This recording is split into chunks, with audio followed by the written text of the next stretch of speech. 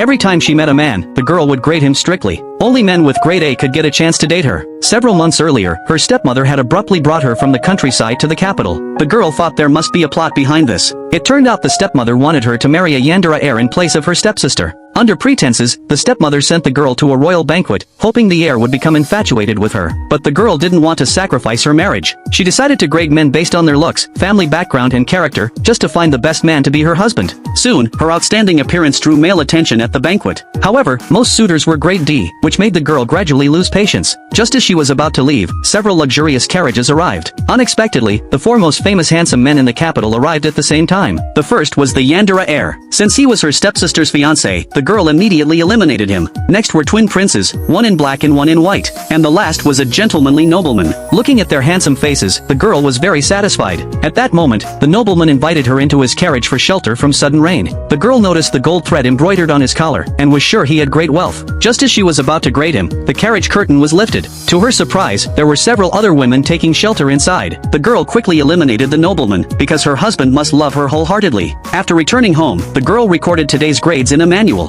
There were still no grade A men on it, which made her worried. She decided to take the initiative to approach the twin princes first. The next day, the girl pretended to be a farmer's daughter and went to the mountain. She heard the white prince liked to plant flowers there. By a lake, she sure enough saw him worrying over a withering flower. The girl stepped forward and pointed out the mistake in his planting method. Then she deliberately took his hand and taught him to tidy up the weeds. The next second, the man pulled his hand back, flushing crimson. The girl acted innocent, asking if she'd offended him. Hearing this, the man felt guilty about his behavior just now. He sincerely invited the girl to save the peony at his residence. But when she arrived, she found the black prince and the eldest princess were also there. It turned out the peony was the eldest princess's favorite. Learning the girl had a way to save the peony, the eldest princess promised her a wish. However, the black prince became suspicious of her identity.